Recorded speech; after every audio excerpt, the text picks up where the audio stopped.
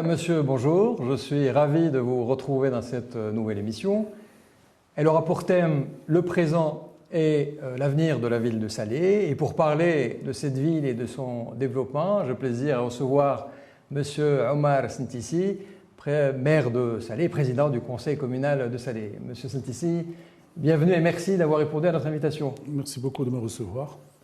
Monsieur Sentissi, avant d'entamer cet échange, permettez-moi de vous présenter à nos chers téléspectateurs qui sont de plus en plus nombreux et je les remercie pour leur fidélité et leur engagement. Vous avez fait une formation en gestion d'entreprise, vous avez géré une entreprise privée de construction, vous avez fait de la promotion immobilière par la suite et depuis quelques années, vous êtes le président de la Fédération marocaine des centres de contrôle technique. Tout à fait. Et de ce fait, à ce titre, vous êtes membre du conseil d'administration de l'ANARSA, qui est l'Agence nationale de la sécurité routière. Et par rapport aux mandats politiques nationaux et locaux, vous avez été plusieurs fois député dans plusieurs législations et par rapport aux mandats locaux, vous avez été président de la Chambre de commerce et d'industrie des services de Rabat-Salé, n'est-ce pas? Vous avez été adjoint au maire, maire d'arrondissement, vice-président du conseil régional, conseiller de la ville, pour finir, vous avez gravi les échelons, et pour finir, maire de Salé. Monsieur Sentissi, j'ai envie de commencer par cette première question. Salé, ville millénaire, ville d'histoire, ville connue de par le monde pendant plusieurs siècles, par son commerce, par ses échanges commerciaux, par les échanges économiques qu'elle avait avec le monde entier, mais qui a connu aussi son vrai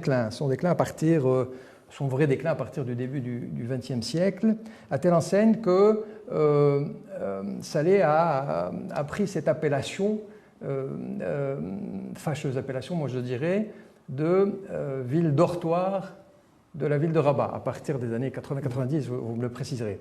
Alors ma première question, M. Sentissi, est-ce que cette appellation est toujours valable aujourd'hui? Non, elle n'est pas d'actualité, ou on ne veut plus qu'elle soit d'actualité. D'abord, j'aimerais rappeler, comme vous l'avez si bien dit, que la ville de Salé est une des villes les plus anciennes du Maroc. C'est une ville qui a plus de 12 siècles. C'est une ville avec un grand patrimoine. Son histoire l'a écrit de grands hommes qui ont participé humblement à la fois à tout ce qui est culturel, politique, religieux. D'ailleurs, la ville regorge de plusieurs sadats, de plusieurs zaouïas qui ont aussi joué un rôle dans l'encadrement de la population. Salé est une ville qui a une situation stratégique sur l'Atlantique et par conséquent, elle a joué un rôle prépondérant dans le royaume. Salé, c'est aussi un énorme potentiel sur la rivière du Bourgrak, grâce à la forêt de Ma'moura. Elle a beaucoup de potentiel. Ceci dit, effectivement, depuis, peut-être sur les 40 ou 50 dernières années, effectivement, Salé a vécu à l'ombre de Rabat, malheureusement, et la ville a connu plusieurs dérapages. Il faut le dire franchement, au niveau de l'urbanisme, par exemple, la ville s'est développée, mais s'est développée dans l'anarchie. La migration rurale, à cause de la sécheresse, la ville a reçu beaucoup de gens qui se sont installés. En fait, c'est devenu une ville d'installation, ce n'était plus une ville de passage. Et du coup, très vite, les besoins et les demandes des citoyens ont été énormes par rapport aux moyens de la ville. Et oui, c'est vrai, on le dit toujours peut-être par anecdote, l'aéroport de Rabat-Salé, l'université de Rabat qui se trouve à Salé, et ainsi de suite. Même si aujourd'hui, la vérité, c'est que nous partons sur de nouvelles bases.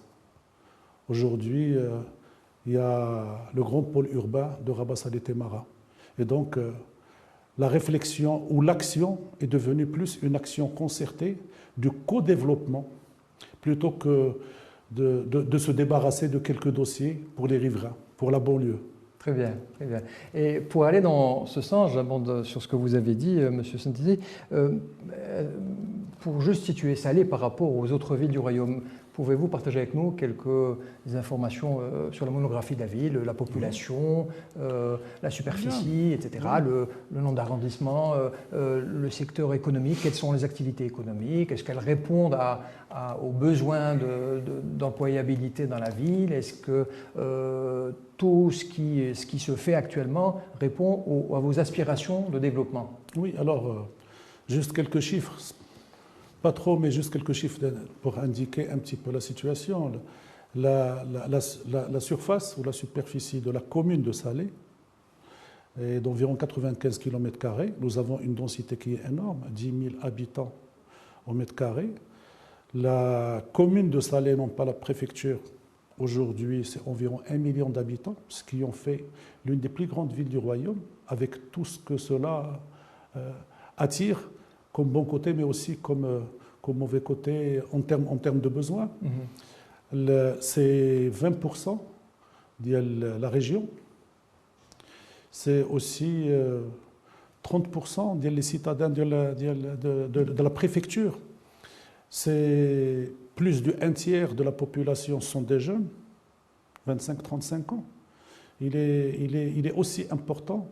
Et d'ailleurs, on parlera certainement du plan d'action de la ville, où nous avons tenu compte de ces indicateurs pour pouvoir répondre à la vraie attente, avec une vraie analyse. Maintenant, vous me parlez du potentiel, si ma mémoire est bonne. C'est ça, les activités économiques, pour répondre aux besoins. Oui, la ville de Salé a été connue d'abord pendant plusieurs décennies juste par le commerce et services. Elle vivotait. Et c'est ça qui en a fait vraiment une ville dortoir. Jusqu'au début des années 80, moi, des années 90, personnellement, j'étais président de la Chambre de commerce en 97, donc ça fait longtemps, mais je me rappelle très bien de la période de gloire de la confection à Salé. Malheureusement, cette période a été effacée parce qu'en réalité, on ne vendait que des minutes et que par conséquent, les grosses commandes sont parties vers l'Asie pour une histoire de coût. Et donc une perte, je me rappelle, à l'époque, rien que sur la zone industrielle de Hiya Rahma, c'était quelque chose comme 18 000 personnes qui étaient vraiment au chômage. C'était énorme à l'époque. Il y avait aussi de l'activité sur l'agroalimentaire et sur d'autres. La ville de Salé, aujourd'hui, a beaucoup de potentiel au niveau économique. J'aimerais juste rappeler que la situation de la ville sur l'axe stratégique qui rejoint plusieurs régions. La ville est ouverte sur l'autoroute, la ville est sur la mer, sur l'Atlantique. La ville est dotée de l'aéroport de Rabat Salé, encore une fois. La ville a aussi un pôle académique qui se trouve aujourd'hui à Technopolis. La Technopole travaille sur une triptyque, je dirais, entre l'entreprise, l'enseignement et la recherche. La Technopolis est aujourd'hui un grand site qui abrite 2 universités, qui abrite aussi une zone d'export offshore, qui abrite beaucoup de bureaux concernant les centres d'appel et les nouvelles technologies. Donc la Technopolis aussi est un levier. En dehors de Salé, qui se retrouvait limité, on parlera peut-être du positionnement de la ville avait besoin de chercher sa véritable vocation, avait besoin de chercher ses points de développement. C'est ce qu'on a essayé à chaque fois de trouver. Et c'est grâce à ça, c'est grâce à cette réflexion qu'on a pu dégager sur notre plan d'action, justement, qu'on a pu identifier certains projets qui peuvent le faire. Très bien. Avant d'aller plus loin et pour parler justement de ce plan de développement, est-ce que vous estimez, M. Ndiaye, que vous êtes en mesure aujourd'hui de faire la promotion du territoire de la commune pour justement attirer des investissements, ou est-ce qu'il va falloir attendre un petit peu? Est-ce que vous êtes déjà dans cette dynamique? Parce qu'aujourd'hui, dans la logique de la régionalisation avancée, les territoires se doivent justement de faire leur promotion pour attirer le maximum possible d'investissements. Avant de promouvoir le territoire, il faut un petit peu connaître et reconnaître ses contraintes. C'est ce qu'on a fait lorsqu'on a diagnostiqué notre plan d'action. 2 contraintes majeures ont toujours sanctionné Salé.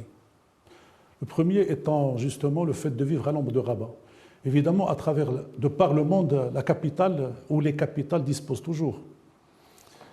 De l'autre côté, il y a la migration rurale qui a explosé et qui a fait exploser les deux mondes.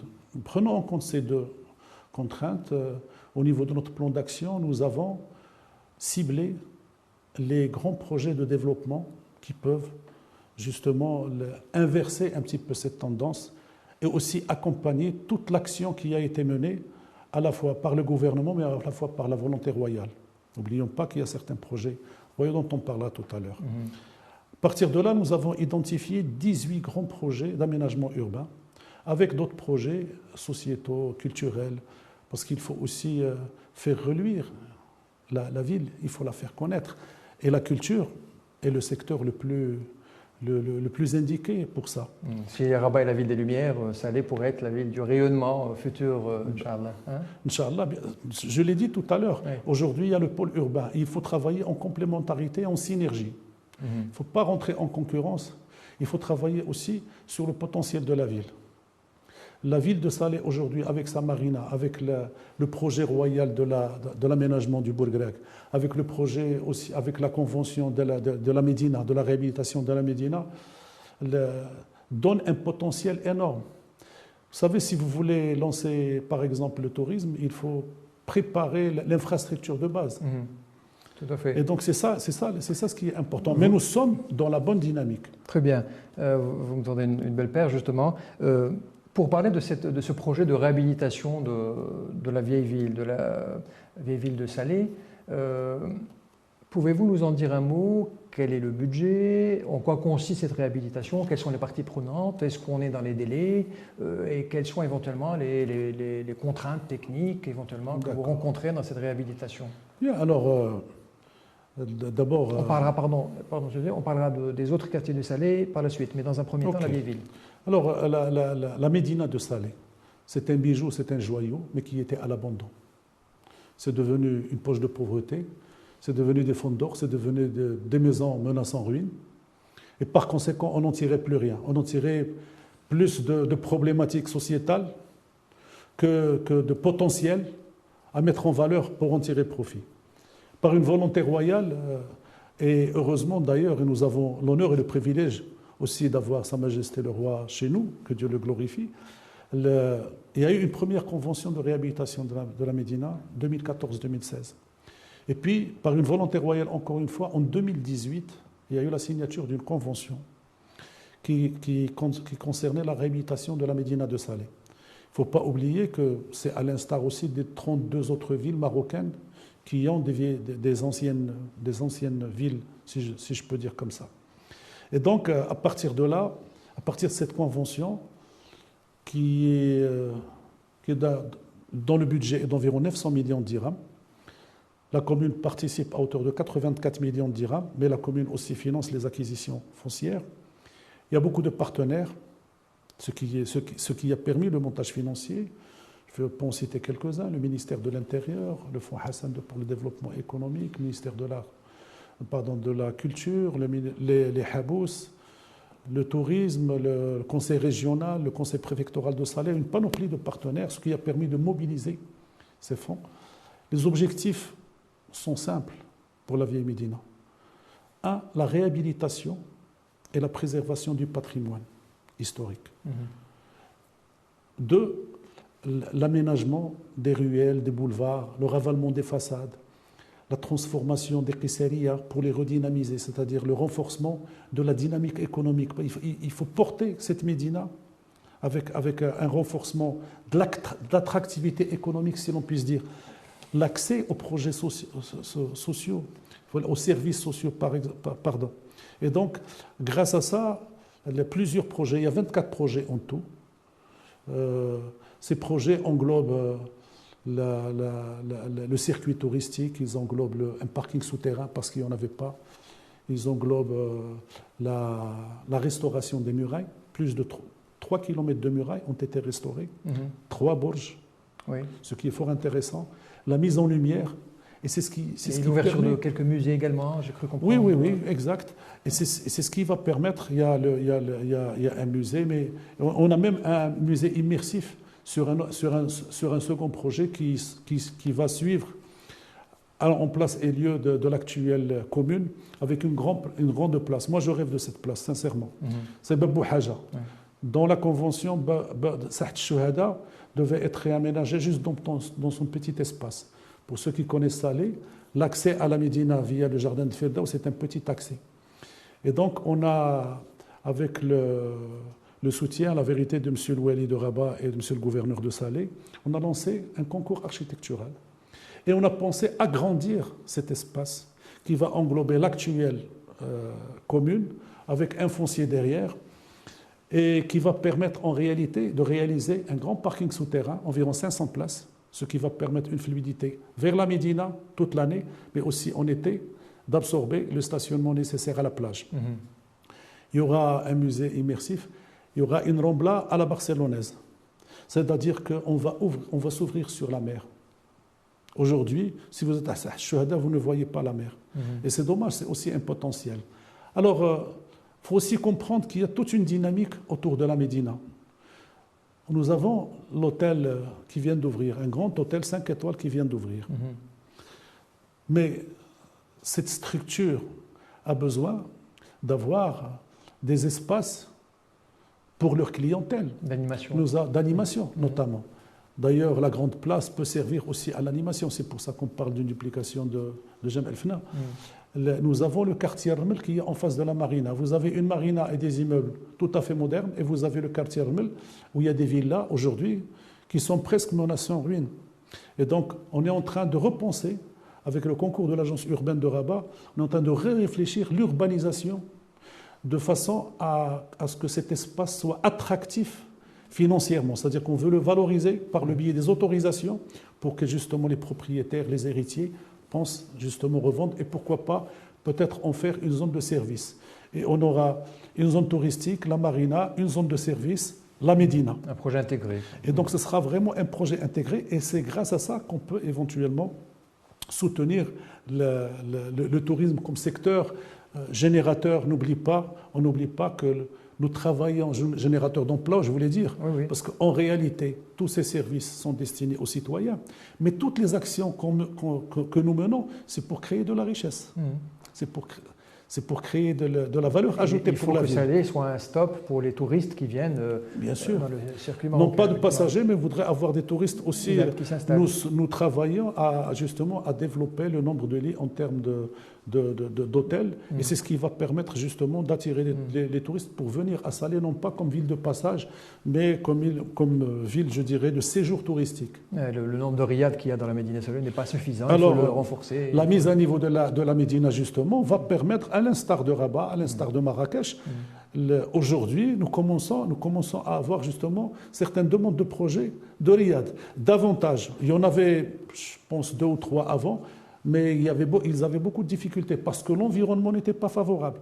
La mise à niveau, justement, aujourd'hui, de la Médina, la reconversion de certaines écoles en centre d'auberge, la reconversion de certains fonds d'or en projets sociaux, en métiers d'artisanat, c'est-à-dire faire ressortir toute cette richesse artistique et culturelle et artisanale pour permettre justement aux touristes de découvrir et d'être convaincus justement. Alors, en phase évidemment, on travaille sur la mobilité urbaine, on travaille sur l'éclairage public, on travaille sur les espaces verts, on travaille sur la sécurité, on en reviendra. Tout à fait. Donc après avoir parlé de la réhabilitation de la vieille ville de Salé, parlons à présent des autres quartiers de Salé, parce que la population qui est entre les murailles de Salé, c'est moins de 100 000 habitants, n'est-ce pas? Pardon? Les habitants dans la vieille ville de Salé, ils sont autour de 100 000, un peu moins de 100 000, n'est-ce pas? Un peu moins, oui. Donc tout le reste, tous les autres habitants de Salé sont en dehors de la vieille ville. Alors, quels sont les projets de réhabilitation justement dans les autres arrondissements de Salé? Pouvez-vous nous en parler? Par rapport à la voirie, je sais que Salé est en chantier. Pouvez-vous nous en parler, s'il vous plaît? Alors, moi je suis arrivé en tant qu'élu à Salé, en tant qu'élu je veux dire, en 97. Ça fait quand même 27 ans, ça fait longtemps. Oui. Et À l'époque, l'une des premières choses qui m'ont frappé en tant que conseiller, c'était justement, je découvrais le nombre de quartiers informels, le nombre de quartiers sous-équipés. Je découvrais la réalité de l'arrière-pays, de l'arrière-ville, si je peux dire, à Qarit Oulad Moussa, à l'Aïda, à Haïn Bi'at, à Tabrek, à Sidi Moussa. Et donc, la ville de Salé a dû payer pendant plus d'un quart de siècle. À ce jour, elle continue de payer pour cette mise à niveau. C'est de l'argent qui aurait pu servir à autre chose si on était parti justement sur une ville organisée depuis le début. Néanmoins, tout un effort a été fourni. La ville s'est beaucoup restructurée. Mais évidemment, ça a pris beaucoup de temps parce qu'on travaille toujours avec les priorités que le citoyen veut. On ne peut pas travailler juste sur la voirie et l'éclairage public et ne pas créer d'équipements de proximité. Parce que ça va de pair. Je vous assure qu'on avait pas mal d'établissements scolaires où il n'y avait pas de sanitaire, par exemple. Je ne parle pas de terrain de sport, je parle de blocs sanitaires, d'hygiène. Ouais.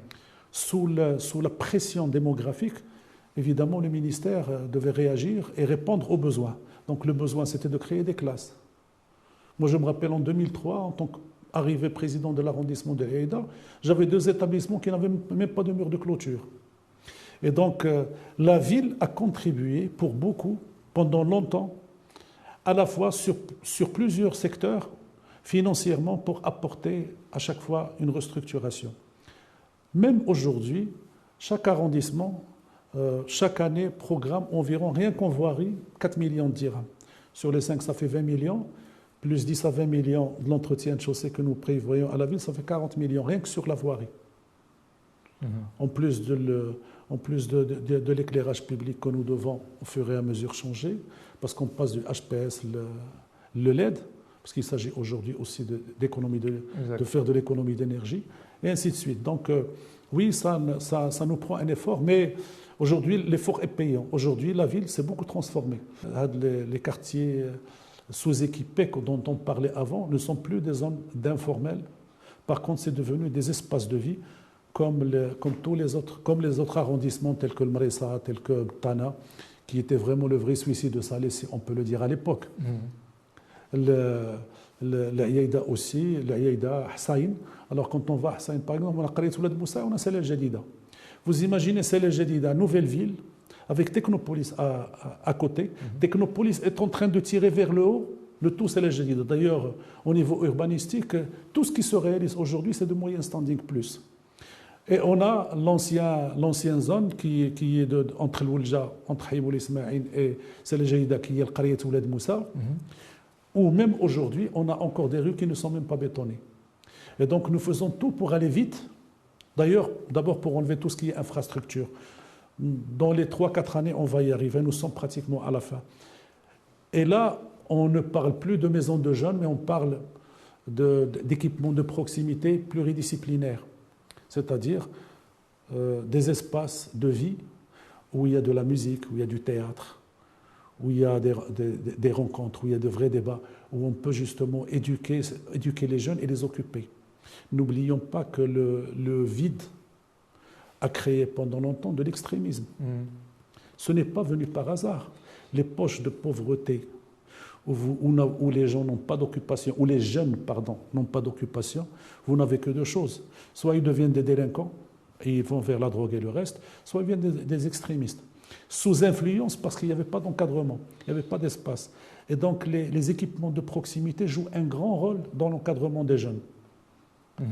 Parce qu'on n'est pas là juste pour combattre l'extrémisme, mais on est là aussi pour rendre, je dirais, les jeunes, je voudrais leur faire sortir leur vivacité, dans le bon sens.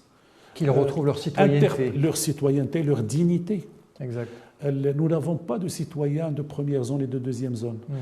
L'un de nos soucis majeurs est justement la réduction de l'injustice spatiale. Il faut absolument qu'on tire vers le haut toute la ville. Il faut absolument qu'il y ait un rééquilibrage au niveau des services offerts aux citoyens.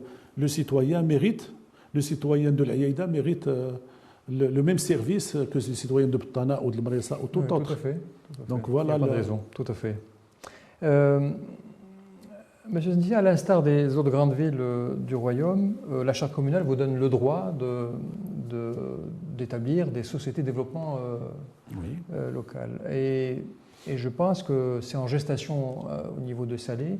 Alors, quel sera justement le rôle de cette société de développement local et quelle est l'échéance? Quand est-ce qu'elle verra le jour, à votre avis? Yeah. Vous l'avez si bien dit, d'abord c'est une disposition légale au niveau de la charte communale. Je voudrais juste d'abord souligner quelque chose parce que souvent, lorsqu'on parle de société de développement local, on a l'impression de déposséder les élus de certaines prérogatives pour les donner au privé. Ce n'est pas vrai. La société de développement local n'est qu'un véhicule.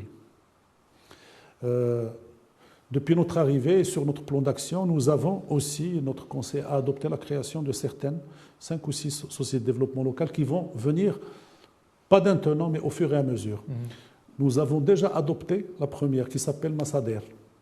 Nous avons adopté le statut.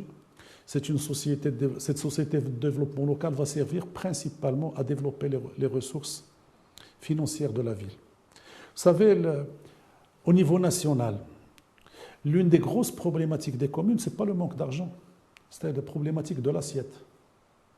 C'est-à-dire que les dispositions légales que nous avons ne permettent pas de recenser forcément la totalité des gens imposables. Et il est clair que pour une justice, je dirais, au niveau fiscal, local, il faut que tout le monde participe à l'effort. Qu'est-ce qui se passe à Salé aujourd'hui?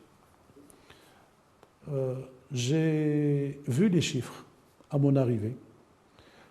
Je vais les mettre à jour et vous dire qu'aujourd'hui, la société qui fait de la collecte des déchets nous coûte environ 130 millions de dirhams, à laquelle il faut rajouter 60 millions de dirhams pour la décharge, sans compter l'éclairage public pour 50 millions de dirhams, et tous les autres services, la mise à niveau, l'entretien voirie, etc. Ça veut dire que nous offrons aux citoyens slaouis quelque chose comme 300 millions de dirhams par an. La commune n'est pas une entreprise qui gagne de l'argent. La commune est censée encaisser des taxes pour servir le citoyen. On en récolte 120 millions. Ça veut dire qu'aujourd'hui, la commune subventionne le citoyen pour 180 millions de dirhams. Alors, pardon? Je vous interromps, excusez-moi. C'est-à-dire que vous Je vais revenir à la SDL. Pourquoi? J'essaie juste d'expliquer le pourquoi de la SDL. J'allais vous dire, au fait, monsieur Zindi, excusez-moi, ce que vous êtes en train de dire, c'est que comme toutes les autres grandes villes du royaume, vous souffrez beaucoup également d'informel, que vous avez envie de faire entrer dans le formel? Non, mais le problème n'est pas que l'informel au niveau des taxes. Je parlais juste de la taxe sur les services communaux. Moi, je me suis amusé à aller chercher le nombre de compteurs électriques dans la ville. J'ai posé la question. On m'a dit qu'il y en avait environ 320 000. J'ai interpellé la directrice provinciale des impôts. Parce que justement, c'est ce qu'on appelle c'est les taxes qu'on ne prélève pas directement, mais indirectement. Il m'a dit qu'il y avait, qu'au nombre de contribuables, 168 000. Où sont passés le reste? Donc, je me suis amusé à analyser. On a cherché. On a un gros problème. Je me suis rendu compte qu'en réalité, toutes les constructions qui ne disposaient pas de permis d'habiter ne payaient pas de taxes sur les services communaux. Alors qu'ils bénéficient de tous les services. Quand je parle de l'assiette, aujourd'hui, il est clair, d'ailleurs sur cette SDL, nous allons digitaliser l'assiette. C'est ça la clé de voûte. L'expérience est là, on n'a pas besoin de diagnostiquer. Casablanca, Berkane, toutes les villes qui ont digitalisé ont vu leurs recettes exploser. Quand je dis digitaliser, c'est aujourd'hui aller justement reprendre d'une manière sur un support informatique toutes les terrasses, tout l'espace public occupé et que c'est le logiciel qui calcule. On n'a plus justement le salarié, le fonctionnaire qui va facturer la moitié. On n'a plus les mauvaises pratiques. On recense tous les terrains non bâtis parce qu'ils ne peuvent plus échapper.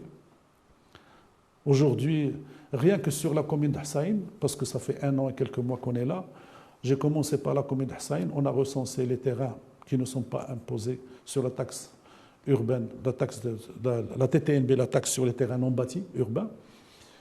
je pense que j'ai demandé au conservateur de me donner les renseignements sur environ 250 titres. Donc c'est beaucoup d'argent qui disparaît. Alors, la SDL, donc je disais, cette société, d'abord, le statut ont été adoptés. Par contre, il y a toute une démarche à faire à partir de là. Nous allons lancer une étude, elle est obligatoire. Nous allons lancer une étude de diagnostic. Ensuite, il va falloir identifier les besoins. Il va falloir aussi identifier les moyens à mettre en œuvre pour chercher justement, pour pouvoir atteindre les résultats escomptés. Ensuite, on définit un cahier de charges qui est adopté par le Conseil et visé par le ministère. Donc, ce n'est pas un processus simple à mettre, mais il est énorme. Mais la société de développement local, en fait, elle nous permet la performance. Aujourd'hui, je ne peux pas primer mon fonctionnaire. Vous savez, moi, j'ai mis beaucoup de pression sur mes régisseurs. À un moment donné, ils m'ont dit, Monsieur le Président, mais vous savez, là, vous ne trouverez plus personne pour travailler à la régie. Pourquoi? Parce qu'il n'y a aucune attractivité. On est tous humains. Je n'ai aucun moyen de les primer pour l'effort qu'ils fournissent. Parce qu'ils sont logés à la même enseigne que tous les autres fonctionnaires, alors qu'on les sollicite pour faire un travail énorme. Aujourd'hui, par exemple, au niveau de la SDL, vous ramenez un directeur, vous le payez, il est sous contrat, il a des objectifs à atteindre. Donc il faut qu'il les atteigne. Quand je parle de digitalisation, nous allons travailler en interne. Pourquoi nous allons travailler en interne? C'est pour avoir notre propre ingénieur pour pouvoir développer et ne pas avoir aussi à payer des licences. C'est aussi, plus tard, sur une deuxième phase, profiter de ces structures en interne pour développer aussi d'autres, comment dirais-je, d'autres solutions informatiques pour la gestion du quotidien. Même s'il y a aujourd'hui beaucoup de solutions informatiques avec lesquelles on travaille. Très bien, M. Didier. Alors, pour préparer le plan de développement, vous en avez un peu parlé, plan de développement de la commune de Salé, qui est de 14 milliards de dirhams pour la période 2023-2026, n'est-ce pas? 2022-2028. 2022, pardon, 2028. J'ai lu que cette validation a connu la participation de 11 000 personnes. Ça paraît énorme. Oui, j'ai été interpellé. Oui. Comment est-ce qu'on arrive à avoir des consensus lorsqu'on consulte 11 000 personnes 11 000 personnes qui sont des ONG locales, qui sont des experts, etc., etc. Comment vous êtes arrivé à sortir avec un plan de développement? Il faut comprendre le process. Oui, justement, c'est pour ça que je vous pose la question. Alors c'est simple. D'abord, le plan d'action communal aussi est une obligation pour tout nouveau conseil qui s'installe. La vérité, nous avions deux choix. Nous avions, au niveau du bureau, je veux dire du conseil, il y a la méthode rapide, facile, c'est d'externaliser le service et de faire appel à un bureau d'études. Je ne prétends pas qu'il manque de compétences, sauf que souvent, j'ai vu des documents qu'ils ont produits, souvent c'est juste un listing de projets. Il y a la deuxième méthode qui est la plus compliquée, mais c'est celle qu'on a décidé de faire. C'est celle de s'appuyer d'abord sur les permanents, sur la compétence des permanents, sur le savoir-faire en termes de gestion des élus. Moi-même, je viens du privé, donc nous avons une valeur ajoutée. Nous avons dans le conseil pas mal de compétences, de s'appuyer sur la société civile de la ville, de s'appuyer sur quelques professeurs universitaires, puisque nous avons des structures académiques assez intéressantes et importantes. Nous avons opté pour ce choix. Une fois ce choix fait, il fallait mettre en place une méthodologie justement pour ne pas se perdre. Parce que quand vous voulez aller vers le grand public, il faut trouver une méthode scientifique pour pouvoir faire converger toutes choses. Alors, 4 fondements ont été identifiés. Continuité, concertation, convergence, approche du genre. Avec ces 4 fondements, nous sommes partis pour identifier. D'abord, nous sommes partis pour faire le diagnostic et on l'a structuré avec l'ensemble de ses partenaires. Il ne faut pas oublier que, aussi, qu'on ne travaille pas juste avec la société civile. Il ne faut pas oublier les services déconcentrés de l'État, parce qu'il y a la région qui intervient sur le territoire, il y a tous les départements gouvernementaux qui interviennent sur le territoire. Et donc, pour ce faire, on a organisé beaucoup de forums. Les forums de l'économie, du social, forums sur la politique de la ville. Donc les gens venaient et exprimaient... Alors, oui, on a organisé ces forums, et dans chaque forum, en fait, il y avait plusieurs axes, même des sous-réunions. J'ai fait une méthode simple. On a décidé, en fait, de ne pas laisser les élus présider ces réunions. On a fait, par exemple, à l'instance de l'équité, de l'égalité des chances et l'approche du genre que j'ai installée. Et dans cette instance, on a pas mal de grands noms de la ville. Et je les ai sollicités pour présider certains forums, certains axes. Et donc, on a impliqué, si vous voulez, on a l'association Bourgrag, on a les grandes associations, on a Salah Mustaqbal, on a impliqué tous les grands noms de la ville, on les a impliqués dans l'organisation de ces forums. Et puis, évidemment, pour arbitrer, j'ai mis une cellule avec des académiciens, parce que c'est un travail académique. Oui. D'ailleurs, à la fin, on est sorti avec un bouquin qui est le plan d'action de la ville, mais avec 10 annexes. Ensuite, on a organisé des réunions de proximité. 5 arrondissements, 2 réunions par arrondissement, ça fait 10 réunions. Les uns pour la politique de proximité, l'autre pour l'investissement, pour prioriser justement, parce que ce qu'on voulait, c'est faire remonter les besoins du citoyen à partir de son arrondissement, prioriser aussi selon le souhait, puisque les gens nous votent, ils nous votent aussi pour qu'on les écoute, prioriser ces projets. Et donc, grâce à ces forums qu'on a déclinés et toutes ces réunions, je vous assure qu'il y en a beaucoup, j'essaie de synthétiser, mais en fait, à chaque fois, on a eu des rapporteurs et des documents, mais il y a eu du travail, sincèrement. C'est un travail de combien de mois, combien d'années? C'est un travail qui a pris environ 10 mois, mais c'est un travail de fou, mais pour lequel je suis très fier, sincèrement. Oui, je suis très fier. Et donc, sur les forums, on a eu des forums, rien qu'à l'ouverture, je me rappelle, à l'ouverture, à l'annonce, on avait organisé ça à l'Oulja, il y avait 800 ou 900 personnes à l'ouverture. Un bon exemple de démocratie participative. Plus du tiers, c'est de la présence féminine, de la femme. On a même toutes les statistiques à ce propos. Très bien, parfait. Et bien ça, c'est ce que je disais, que c'était un bon exemple de démarche. La démarche suivante, c'était l'identification des priorités, justement. L'investissement, nouvelle vision de l'investissement, un dynamisme économique inclusif, l'infrastructure, la réhabilitation de la Médina, la valorisation, une administration ouverte, des services de qualité, services modernes. Je ne sais pas ce que j'ai oublié encore, mais en tous les cas, grâce à priorités, ces priorités ont été transformées en programmes et en projets. 763 projets en tout et pour tout. D'accord. Qui vont de la voirie à la maison de jeunes, au théâtre, à la piscine semi-olympique. J'ai 5 arrondissements, je dois les traiter comme mes propres enfants. Et donc, mon rôle justement de président, c'est de les traiter avec beaucoup d'équité. Et je le disais tout à l'heure, je n'ai pas de citoyens de première et deuxième zone. Si aujourd'hui on a 5 salles couvertes, une par arrondissement, on n'a pas une piscine dans tous les arrondissements.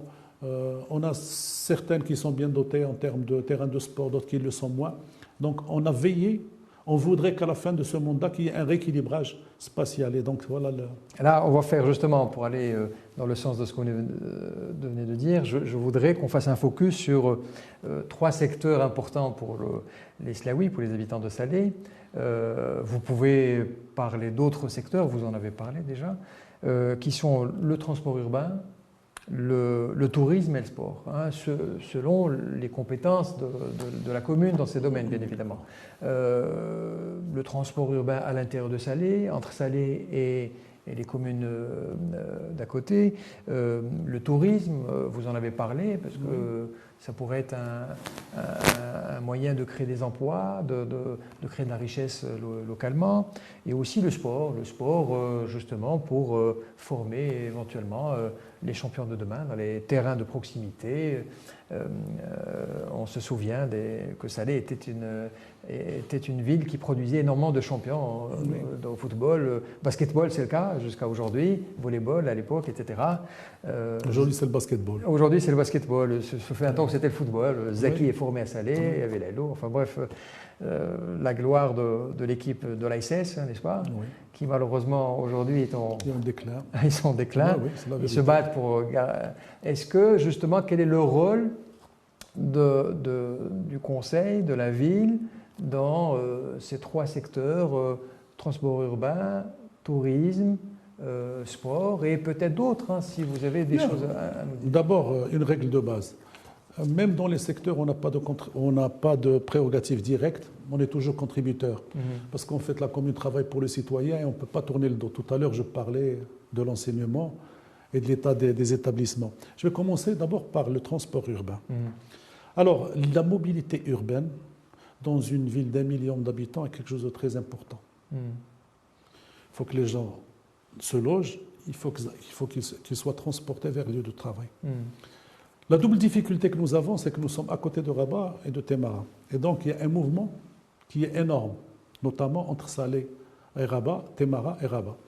Dans ce cadre, il y a l'établissement de la coopérative, pardon, l'ECI, c'est l'établissement de coopération intercommunale que je préside moi-même, qui regroupe 17 communes, ou 15 communes des 3 préfectures, plus Ouad Cherrat et Bosneka, parce qu'ils sont liés à la REDAL. Dans cette structure, nous gérons la REDAL, nous gérons la décharge publique, nous gérons aussi le transport urbain. C'est-à-dire que les grands sujets, les grands projets qui coûtent beaucoup d'argent et qui ont un intérêt commun, ils sont gérés collectivement. Aujourd'hui, le transport par bus, par exemple, est concédé à la société Alsace-Bus. Parce qu'on ne peut pas travailler tout seul au niveau de Salé et Rabat tout seul. Comment allons gérer? Ce fut le cas jusqu'à il y a une dizaine d'années. Ça avait certains avantages. Quand les uns se mettaient en grève, on pouvait toujours se rabattre sur les autres, mais ça avait aussi beaucoup d'inconvénients. Et donc, aujourd'hui, notre grand souci, c'est plutôt les extensions. Nous avons la ville de Tlemcena, nous avons Skhirat, parce qu'il y a une grande opération de recasement de bidonville de Témara vers Skhirat. On m'a dit qu'il y aurait environ 100 000 habitants qui vont être logés à Skhirat assez rapidement. Nous avons la nouvelle zone industrielle de Bouknedl, zone d'accélération industrielle. D'ailleurs, Bouknedl est en train de prendre la vocation, une vocation industrielle, ce qui va compléter certainement l'offre d'emploi à Salé. Puisque Salé, en tant que ville, intramuros dans l'ancienne Médina en tant que ville, elle ne peut pas supporter, il n'y a pas de foncier, il n'y a plus de foncier pour faire de l'industrie. On fait plutôt du service. On essaie de passer les nouvelles technologies pour avoir de la valeur ajoutée, mais c'est plutôt Bouknedl qui va supporter je dirais, le potentiel industriel. Et donc, les gens doivent venir de Salé à Bouknedl. Ils ne vont pas habiter à Bouknedl parce qu'il n'y a pas encore de structure. Les usines sont en train de se construire maintenant. D'accord. Alors, il va falloir assurer ce transport. Ce transport, où il sera assuré par le tramway, et nous sollicitons, nous, en tant que ville, que la ligne de Tzabrikt, qu'elle soit prolongée jusqu'à de Hikarima, qu'elle soit prolongée jusqu'à Bouknedl. Et nous avons aussi l'autre ligne qui aujourd'hui s'arrête à l'hôpital Moulay Abdullah, Al-Qaria, qu'elle soit rallongée jusqu'à Technopolis. Parce que Technopolis, aujourd'hui, il est en train d'exploser en termes de nouveaux projets, notamment l'enseignement supérieur, la recherche. Il y a plusieurs écoles supérieures, etc. Et donc, il y a une très forte demande sur Sel El Jadida, mais les gens ne vont pas tous aussi habiter à Sel El Jadida. Et donc, la mobilité urbaine est hyper importante. Il y a tout un plan dessus. Nous avons, pour les bus, le CI a fait une étude. Nous sommes à la veille, justement, nous sommes en négociation avec la société qui le gère actuellement pour rajouter 90 bus. Il y en a 400 et quelques. Ça veut dire qu'on va augmenter d'environ 20 ou 25% le nombre de bus pour répondre aux besoins immédiats, alors que nous sommes censés anticiper le besoin de demain. Et Voilà, donc évidemment, la ville de Salé, comme la ville de Rabat et les autres communes, contribuent à l'ECI, qui est l'intercommunal. Chacun contribue selon ses moyens, etc., pour faire le transport, avec un grand soutien du ministère de l'Intérieur, parce que c'est des factures qui sont très chères. En termes de tourisme, quel est votre Alors, rapport? pour le tourisme, j'en parlais tout à l'heure. Vous savez, le tourisme est un secteur qui peut très bien convenir à Salé, au vu de son potentiel. Le tourisme culturel, Le tourisme culturel, le tourisme balnéaire, nous Balnéaire, avons une très belle place. oui, Nous tout à sommes fait. en train de travailler sur je viens de mettre en place une commission pour aller chercher le pavillon bleu. Nous avons l'hôtel Fermont 5 étoiles qui vient d'ouvrir à côté de la plage, en face de l'Oudaya. Nous travaillons sur l'ouverture nous soutenons un ou deux projets d'investissement d'hôtellerie qui sont en cours d'autorisation.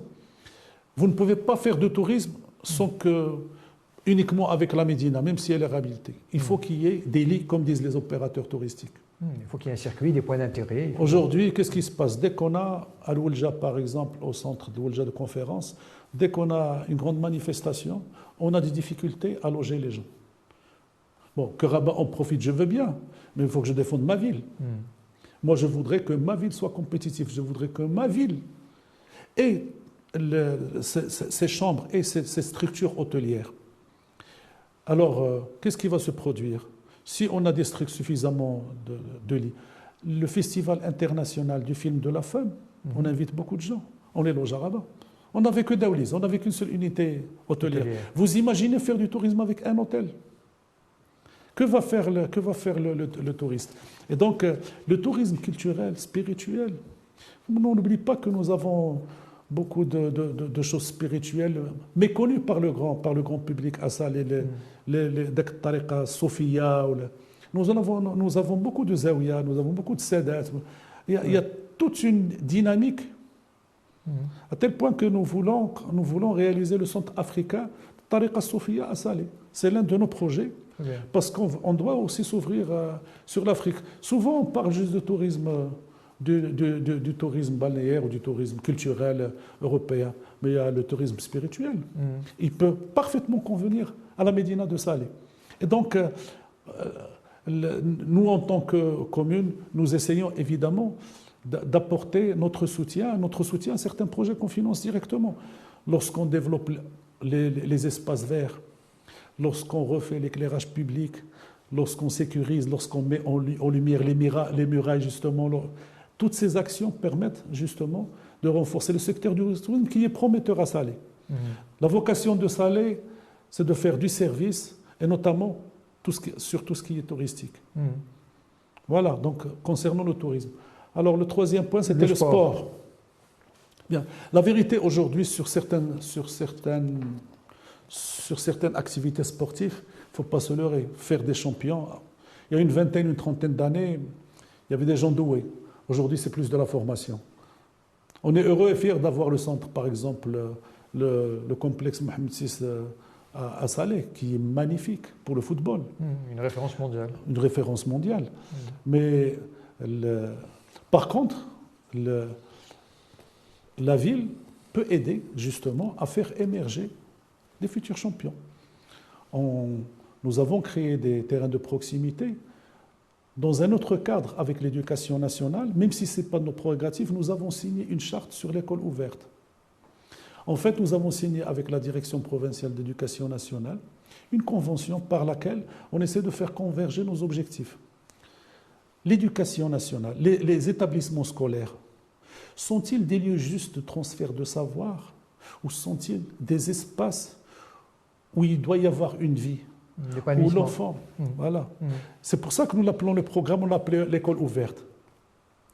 Nous voulons qu'il y ait de l'activité culturelle dans ces établissements scolaires.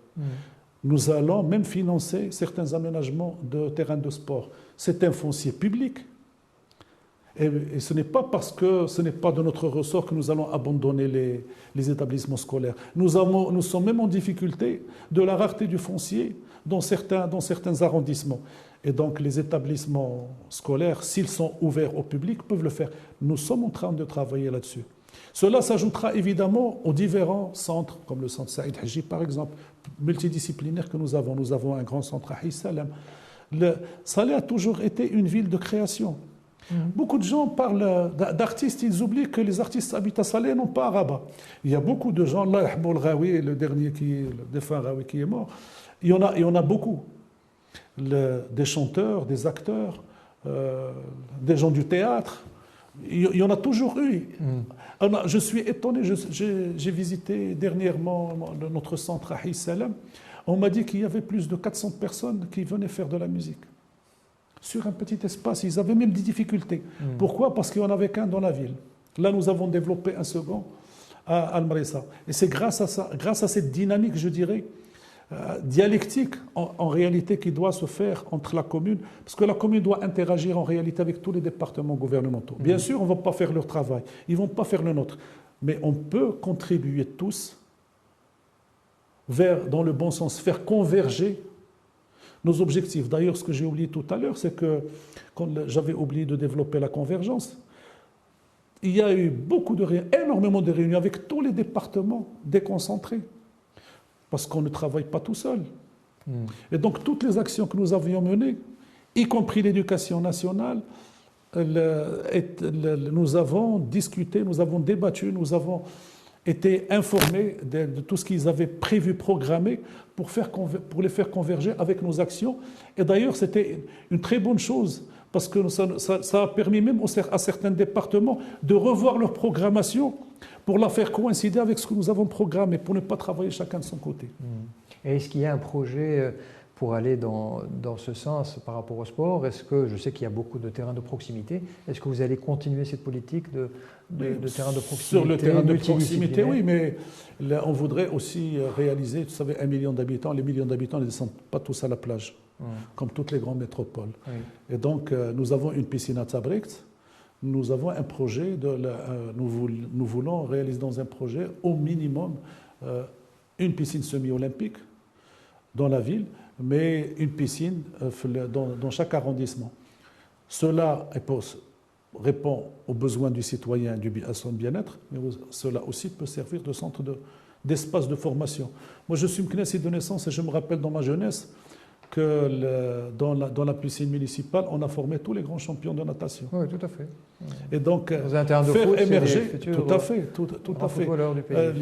Il faut faire émerger. Et puis, les salles couvertes servent beaucoup au sport collectif. C'est ce qui fait émerger certains joueurs doués qui, par la suite, qui sont recrutés par la suite par certains clubs qui disposent de moyens. Parce que la vérité, il faut être doué, mais il faut être aussi formé. Tout à fait, tout à fait. Vous avez parlé tout à l'heure du festival du film de Salé. Oui. C'est un projet culturel qui s'est installé dans le temps et qui est très connu, qui est connu mondialement, oui. Mais ça reste pratiquement le seul. Est-ce qu'il y a justement une vision pour développer ces activités culturelles sous l'égide du Conseil? Je constate que nous ne communiquons pas encore assez, et c'est le reproche que je faisais pour notre site web, entre autres. Nous avons le Festival international du folklore de l'enfant. Qui se tient justement par les ans annuellement. Nous, pour tout ce qui est immatériel, nous soutenons le cortège des Sires, Hafl Shmoua, qui est célébré annuellement, qui est célébré à l'occasion d'Eid al-Mawlid Nabawi. Il remonte d'ailleurs à 1578-1603, Ahmed Mansour Dabi, si ma mémoire est bonne. Ça veut dire plus de 5 siècles. Ce qui est énorme. Nous avons le festival de la plage. Alors mieux que ça, sur notre plan d'action, parce que tout était un peu concentré au centre-ville, nous avons décidé la chose suivante. On va spécialiser chaque arrondissement selon le profil. Ça c'est l'avantage, la myriade de la population slaoui est un peu diversifiée. Parce que Salé intramuros, ce n'est pas Salé d'aujourd'hui. D'aujourd'hui, nous avons tout le Maroc représenté. Quand on va maintenant à l'arrondissement Hussaïn, c'est une zone qui était connue par Tboreda. D'ailleurs, à ce jour, un festival est organisé chaque année. Nous le soutenons financièrement. Lorsqu'on va à Al-Mrissa, on va organiser comment on appelait ça, pas le forum des soufis, de la musique soufie, je crois. On va la spécialiser tout ce qui est soufi, vu que le Mrissa a toujours été connu par l'Awliya, le Salihin, le Sadat. Bon. À Tabrikt, on l'a appelé Ramadan Slouane. Nous sommes à la veille de Ramadan. Oui. C'est pour organiser des rencontres culturelles, des débats, quelques activités religieuses, quelques activités aussi artistiques. Abtana, ce sera la musique des jeunes, parce qu'il faut être de son temps. Oui. On ne va pas tourner le dos au rap, on ne va pas tourner le dos. Donc, Abtana est plutôt, va dans ce sens. À l'Aïda, c'est plutôt la musique populaire. Parce qu'à l'Aïda, justement, nous avons beaucoup de gens, beaucoup de gens de Shawiya, beaucoup de gens d'Al-Asfi. Et donc, c'est la musique populaire. On est parti chercher ce qui correspond à la fois aux habitants, mais aussi pour avoir une diversité. Moi, je dirais simplement que, vous savez, on dit souvent que le miroir, l'élu est le miroir, n'est qu'un miroir de la réalité du terrain. Ben, nous sommes partis en tout ce qui est culturel. Nous ne voulons pas imposer de la culture qui ne correspond pas au profil du citoyen. Donc, à la fois, nous voulons avoir de la diversité, mais nous voulons avoir des choses de la culture qui correspondent ou des festivals qui correspondent au mieux aux citoyens. Si vous permettez, de l'ancestralité et de la modernité à la fois. Voilà, le tout à la fois. C'est ça, exactement. Donc il y a beaucoup de choses qui se passent, sauf qu'il y a un une défaut de dynamique. communication. Ça fait 14 mois que nous sommes installés, il n'y a pas longtemps que nous sommes installés, mais beaucoup de choses ont été déjà mises en place. Très bien, très bien. Monsieur Zintizi, là on a parlé du patrimoine immatériel, on a parlé de la culture, un certain nombre de choses. Là, je voudrais qu'on parle technologie. Et pour parler de Smart Cities, aujourd'hui, il y a plusieurs villes au Maroc qui ne sont pas complètement, on va dire, suivent les technologies nouvelles par rapport aux Smart Cities Facilities, comme on dit, mais ils prennent des secteurs et ils font en sorte à les automatiser pour justement rationaliser les dépenses et pour une meilleure gestion que ce soit l'électricité, que ce soit la gestion des ordures, etc. Est-ce que vous avez des choses dans ce sens qui sont déjà installées ou est-ce que vous avez des projets prévus justement dans ce plan de développement? Les deux à la fois. Les deux à la fois. Nous avons certaines applications qui sont déjà installées. En fait, nous avons déjà une SDL qui existe à Salé, mais qui est en partenariat avec un privé pour gérer l'éclairage public. Nous venons de terminer un travail que j'ai commandé depuis l'année dernière, une solution informatique qu'on a sur le mobile, par exemple, pour suivre les réclamations. On a eu une grosse difficulté. Les gens, quand vous aviez une lumière qui s'éteignait, il fallait que l'information remonte jusqu'à la ville la fait remonter jusqu'à la société pour qu'ils interviennent.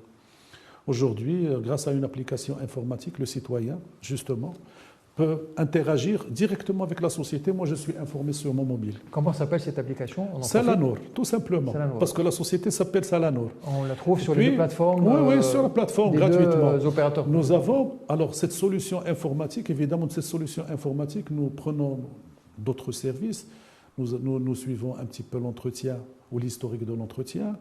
Nous suivons le parcours du matériel, le personnel et ainsi de suite. Alors, à côté de ça, nous avons un projet sur la vidéosurveillance. Mais la réalité, ce n'est plus un projet puisque ça a été même adopté. D'accord. Sur le projet de vidéosurveillance que nous menons dans une convention de pair avec le ministère de l'Intérieur, la Wilaya, la région, parce que des partenaires, on a, d'après le bureau d'études, l'estimation d'environ 140 millions de dirhams. Nous lançons déjà la première tranche à 46 millions de dirhams. C'est pour faire justement... Aussi bien la vieille Médina que le reste. Nous allons commencer par les grandes artères pour aller vers le reste, réguler le trafic d'une manière intelligente, mais aussi faire de la vidéosurveillance, de la vidéoprotection, avec des salles de contrôle, etc. C'est très coûteux, mais c'est très utile. Oui, tout à fait. Rien que sur la circulation, par exemple, le fait d'avoir un système intelligent permet d'avoir une fluidité, moins de pollution et ainsi de suite. Vous savez, tout ce qui est négatif qui s'ensuit. Ensuite, nous avons de la vidéosurveillance de protection qui sera gérée par la DGSN, logique que nous finançons, mais qui sera gérée par la police nationale. C'est pour faire de la vidéosurveillance sur tout ce qui se passe en termes de surveillance sur le territoire pour pouvoir intervenir. Il y va de la sécurité du citoyen. Aujourd'hui, on fait de la prévention, la police fait de la prévention et l'État dépense beaucoup d'argent. savez, il y a une quinzaine d'années, rappelez-vous, on avait, dans une ville, on avait quoi, une dizaine de véhicules qui circulaient pour faire de la prévention. Ce n'était pas suffisant. Aujourd'hui, malgré tous les efforts financiers et malgré la mécanisation, ce n'est pas assez. Et donc la vidéosurveillance, comme on le voit dans beaucoup de pays, permet justement de faire de la prévention. Ce n'est pas pour contrôler les gens uniquement, parce que des fois on a de fausses idées. C'est surtout pour faire de la prévention et pour pouvoir réguler. Aujourd'hui, on peut en tirer, j'ai parlé juste de deux choses, mais on peut encore en tirer beaucoup de choses. Il faut juste dire, monsieur Zé, je complète un peu ce que vous avez dit, c'est que les caméras, c'est assujetti à des lois, il y a la CNDP qui est derrière, bien sûr, et il faut, quand on fait de la vidéosurveillance, on suit des lois. Non, bien sûr. Voilà. Non, si je dis que le projet, parce que le projet a été mené de pair, on l'a mené en quelques mois. Mais la mise en place, l'étude a été faite par un bureau d'études spécialisé et tout a été validé. Cette première tranche, elle a été validée. Et d'ailleurs, sur les 46 millions de dirhams, le ministère de l'Intérieur a apporté son soutien financier. La DGSN a validé toutes les actions. Il n'y a aucun problème. Donc vous renforcerez la gestion intelligente du territoire au fur et à mesure. Bien sûr, cela n'est qu'une étape. Maintenant, à côté, ce qu'il faut comprendre, c'est qu'il y a pas mal d'autres applications qui sont utilisées par la commune. Le ministère de l'Intérieur, d'ailleurs, a déjà depuis plusieurs années engagé une digitalisation de l'administration territoriale. Plateforme, par exemple, pour gérer les recettes, plateforme pour gérer les dépenses, plateforme pour gérer la plateforme ou le logiciel pour gérer l'état civil, le bureau digital. Il y a pas mal d'applications. Ça ne se reflète pas sur notre site web de la ville. Justement, c'était l'objet de ma dernière question. Ah, d'accord. J'allais venir par rapport au site pour voir, justement, on a parlé de la promotion de la ville et effectivement, l'un des moyens de promotion, c'est un site web mis à jour, etc. Et je me suis amusé à voir les votes pour la satisfaction. Il y a un sondage et il y a 53,23% des votants sont satisfaits. Alors, est-ce qu'il y a des projets de renforcement de ce site web? Est-ce que vous êtes dans les réseaux sociaux?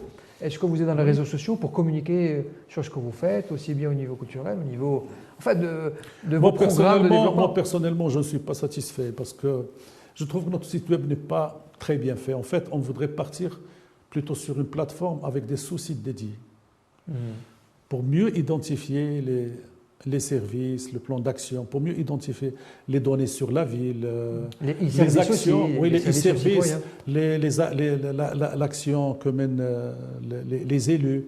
Il faut interagir avec son environnement. Ça c'est notre projet, parce que pour le transformer. Aujourd'hui, on ne peut plus communiquer directement avec le public.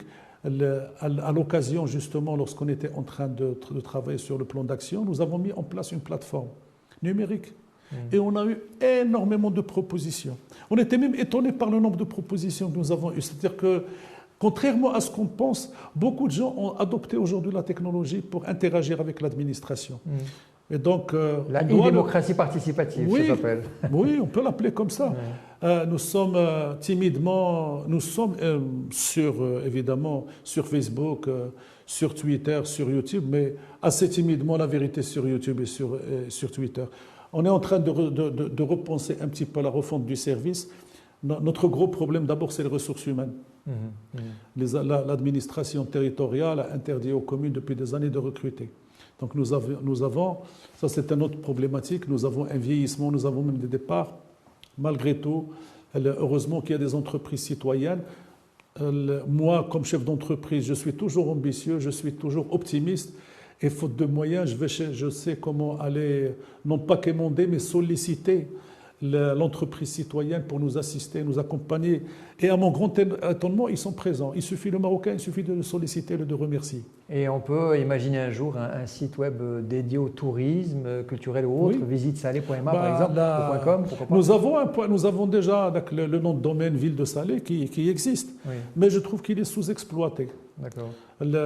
Nous ne sommes pas vraiment bien installés en termes de technologie. Le digital est dans vos projets, quoi. C'est ça je l'avoue, je le reconnais. Je n'ai pas de complexe là-dessus.